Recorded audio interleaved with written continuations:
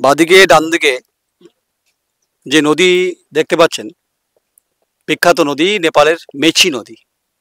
Messi নদী নিয়ে অনেক গল্প আছে, অনেক নেপালি ভাষা, অনেক সাহিত্য আছে। এবং এভারেস্টের দেশ নেপাল, এখানেও কাশফুল ফুটেছে, নেপালেও দুর্গাপুজো হয়।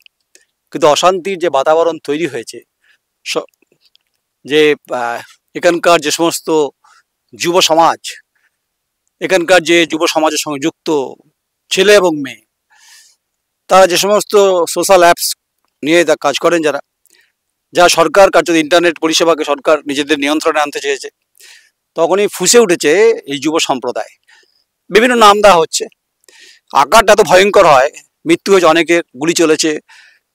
কার্যত প্রধানমন্ত্রী ওলি পালিয়ে গেছেন, কেপি শর্মা ওলি, তাকে হেলিকপ্টারে সেনারা পৌঁছে দেয়। তিনি কোথায় আছেন সেটা এই মুহূর্তে জানা সম্ভব নয়। তার সহধর্মিনীর অগ্নিদগ্ধ নেপালেই মারা গেছেন। আন্দোলনে যুবরা যেভাবে বিদ্রোহ শুরু করে, তারা বলেন যে তাদের যে একটা বৃহৎ অংশের নেপালের যে ছেলে মেয়েরা এই সমাজ মাধ্যমের উপর নির্ভরশীল, বিভিন্ন অ্যাপস, গেমিং অ্যাপস, হোয়াটসঅ্যাপ, যেখান থেকে একটা রেভিনিউ ইনকাম হয়, সরকার নিয়ন্ত্রণ করতে চাইছে কেন, এই প্রশ্ন তারা করেছিল। এটা কয়েকদিন ধরে সরকার চাইছিলেন, কেপি শর্মা ওলি। আর বিক্ষোভের দানা অবশ্যই এভারেস্টের নিচে পাদদেশে উত্তপ্ত হচ্ছিল। 8,848 মিটার উচ্চতায় অবধি কিন্তু টেম্পারেচার পৌঁছে গেছে। গুলি চলেছে, স্বরাষ্ট্রমন্ত্রী মার খেয়েছেন, অর্থমন্ত্রী গণরোষের শিকার হয়েছেন, পার্লামেন্টে আগুন লাগিয়ে দিয়েছে, আর হচ্ছে বিভিন্ন পুলিশকে কার্যত অ্যাটাক করেছে। এখন সেনা টহলদারি চলছে। কিন্তু আমি যেখানে আছি, এটা হচ্ছে পানিট্যাঙ্কি ব্রিজ, যেটা দিয়ে নেপাল যাওয়ার গুরুত্বপূর্ণ রাস্তা। একটা কমার্শিয়াল, একটা একটা যাওয়া, একটা আসা, একটা উল্টো দিকে হচ্ছে যাওয়ার, যেটা দিয়ে পণ্য পরিবহন, আমি চিত্র সাংবাদিক দেখাতে বলবো। ডান দিকে যে ব্রিজটা, এটা হচ্ছে পণ্য পরিবহন অর্থাৎ ট্রান্সপোর্টেশনগুলো যায়। এখান থেকে ভারত থেকে চাল যায়, আলু যায়, গম যায়, তেল যায়, গ্যাস যায়, ওখান থেকেও কিছু কিছু প্রোডাক্ট আসে। দুদেশের সম্পর্ক বহু পুরনো, ভারতবর্ষ নেপালের সম্পর্ক অনেক পুরনো। একসময় রাজতন্ত্র ছিল, অবসান ঘটে, গণতন্ত্র ফিরে আসে, বিভিন্ন সময় সত্তা বদল হয়েছে, কিন্তু রাজা আছে, কিন্তু রাজতন্ত্রের পক্ষে সওয়াল করছে কি, এটা দায়িত্ব আমার নয়, বলাও সম্ভব না। গণতন্ত্র চাইছেন এখানকার। আসলে এই যে গোটা ঘটনার পিছনে নেপথ্যে কারিগরকে, এ প্রশ্ন বারবার উঠছে। হঠাৎ করে ইন্টারনেট পরিষেবা, সোশ্যাল মিডিয়াকে, সোশ্যাল মাধ্যমকে কন্ট্রোলে আনতে চাইছে কেন চেয়েছিল?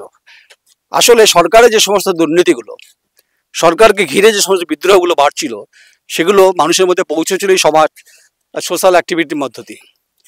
এটা যখন প্রতিবেশী রাষ্ট্রে যখন পৌঁছচ্ছে, স্বাভাবিক নেপালের ভাবমূর্তি নিয়ে প্রশ্ন উঠছে, প্রধানমন্ত্রী নিয়ে প্রশ্ন উঠছে, দুর্নীতির প্রশ্নে, আর রুটি কাপড়া মাখানের প্রশ্নে কথা ছিল। এবং সোজা যে ব্রিজটা দেখা যাচ্ছে, ওর যেটা কি একদম মানে শেষ, ওটা হচ্ছে নেপাল কাকরভিটা। সেখান থেকে যেতে কাঠমান্ডু, পোখরান, এই পাখুড়ি, ওই সমস্ত জায়গায় হচ্ছে 6 ঘন্টা লাগে। টেম্পারেচার হাই, কিন্তু বৃষ্টি হচ্ছে।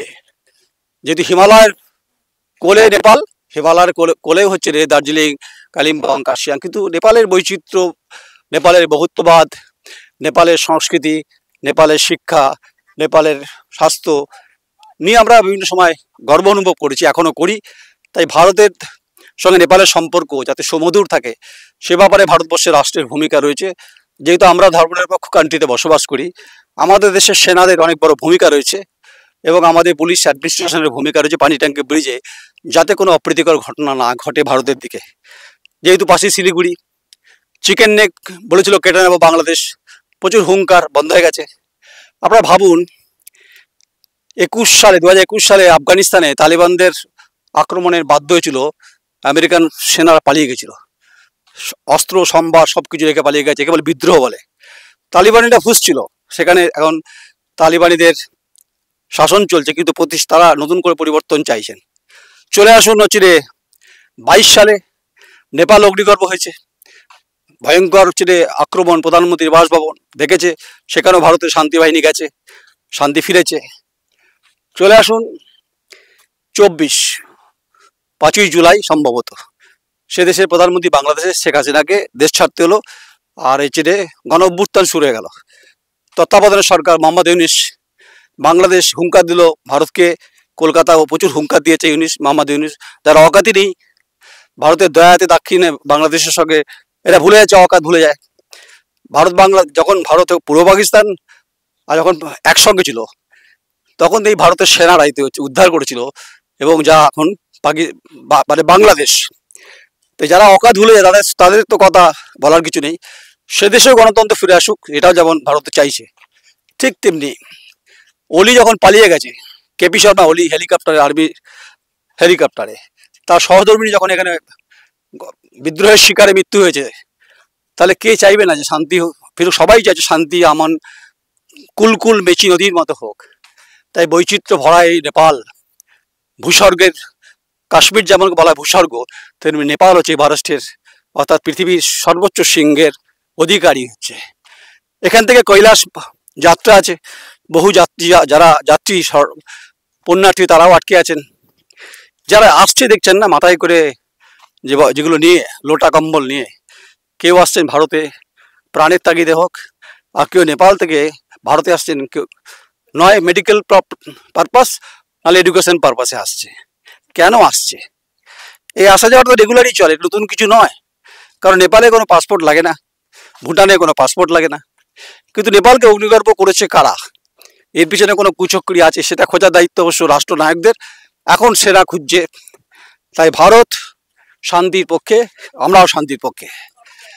যারা আসছে তারা হচ্ছে নেপাল থেকে আসছে, আমরা নেপালের দিকে আছি এই মুহূর্তে, যাচ্ছি নেপাল থেকে, মানে বর্ডারটা এখন অব্দি ব্রিজটা ভারতের মধ্যে আছে।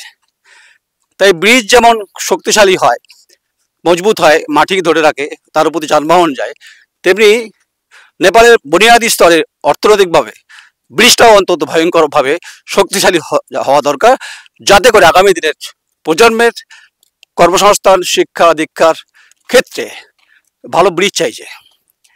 এখন রাজনীতির দাবানলে কেউ সত্তাতে रोटी सेकंड, কেউ আবার रोटी सेकंड না, मैक्सिमम रोटी सेकता भी है, जलता भी है। चूहा जलता है, दिया जलता नहीं है। चूहा जिसके घर में जलता है, सब घर में दिया जलता है क्या? दिया भी जलना चाहिए, तो इसके लिए भारत है। हम पत्रकार नवीन राय है भाई, मेरे जो सहयोगी है वो इंदिरा बैनर्जी है, हम अमन शांति के पक्ष में हैं। हम लोग नहीं चाहते जे war and war, we are not support of war, we are support them of peace, peaceful country Nepal होना भी चाहिए। और रही बात आप प्यार मोहब्बत की, देश है, नगरी भी है, आज का अभी भी है, वो कैसे हम भूल जाए? प्यार मोहब्बत नेपाल नहीं है, भूल भाई नहीं, नेपाल में भरपूर मोहब्बत है। और जहाँ पर भारत है, वो भारत तो हर समय বহুত্ববাদ কি ভারতবর্ষ অনেক প্রেম কাহিনী গল্প উপন্যাস নেপালে আছে। তাই এত বড় সেগমেন্টটা কেন করছি? আমরা দেশের পক্ষে, নেশন ফার্স্ট, এটা আমরা মনে করি, আমিও মনে করি। তেমনি নেপালের কাছে নেপালটা ফার্স্ট, পরে পলিটিক্স। কিন্তু পলিটিক্স ইজ মোর ইম্পর্টেন্ট হয়ে যাচ্ছে সব দেশের ক্ষেত্রে পৃথিবীতে। গোটা এশিয়া জুড়ে কার্যত এই মুহূর্তে অগ্নিগর্ভ পরিস্থিতি কেন হলো বিগত 4-5 বছরে? কারা আছে, তাদের লাভ কি? এটার জন্য যারা ডিপ্লোম্যাটিক আছেন তারা এই সমস্ত অঙ্ক কষবেন। কিছুদিন আগে ब्लैक आउट ছিল, मैं कश्मीर में था तो इस परिस्थिति मैंने देखा है भाई, क्या माहौल था। पाकिस्तान के साथ भारत की जो उस टाइम क्या हुआ था, वो जो गाड़ी आ रहा है ना, वो जो टैंक आ रहा है, वो नेपाल की है, नेपाल से आ रहा है, वो ऑयल टैंक है, वो पानी टैंकी तक जाएगा। कुछ इमरजेंसी सर्विस की जहाँ पर बात है, चाहे दूध हो, चाहे पेट्रोल हो, चाहे गैस हो, उसका छूट है, इमरजेंसी मेडिसिन छूट है। मगर छूट किसका नहीं है भाई? छूट जो सत्ता में बैठे हुए इन लोगों का भी छूट नहीं है, इसलिए इन लोगों को दोहराना है। और दोहराने का मतलब है ओली भाग गया, उनका फैमिली का भी माहौल कैसा है, छूट की बात है। छूट भले बोले दौड़, राजनीतिक दौड़ की जहाँ पर बात है भाई, वो हम पानी टैंक के ब्रिज से देखना चाहता हूँ, मेरा आंखों से, मेरा नज़र से, मेरे दर्शन से, फिलोसफी से, पत्रकारिता से, और जो आपको आप लोगों को दिखा रहा है, जो आप लोग देख रहा है, वो इंदिरा बैनर्जी दिखा रहा है, वो भी दिखा रहा है। माहौल रास्ता घाट सुनसान है। দেখুন ব্রিজের উপর দিয়ে সব ট্রলি নিয়ে যাচ্ছেন। এরকম এক পরিস্থিতি গম্ভীর অবস্থায় নেপালকে পড়তে হলো। এটা রিকভারি করতে সময় লাগবে।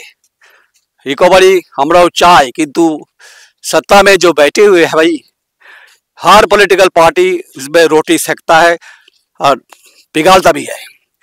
तो दिया हर घर में जलता भी नहीं है। पॉलिटिक्स चलता है, चूल्हा जलता भी है कभी कभार है, दिया जलता नहीं है। क्यों नहीं जलता इसके लिए को who is the responsible? Responsible is that of Nepal political system. तो ये हकीकत है भाई। कहाँ के हो आप? नेपाल के, इधर आओ। तो ठीक है, आ जाओ अब। ठीक है, नेपाल की है, हम भी नेपाल में ही अभी जाने का कोशिश कर रहे हैं। प्यार मोहब्बत हम भी इजहार करना चाहते, इसीलिए आए। जो वादा किया था मैंने, वो भाई किसी ने कभी ने बताए थे, तो वादा में रह गया।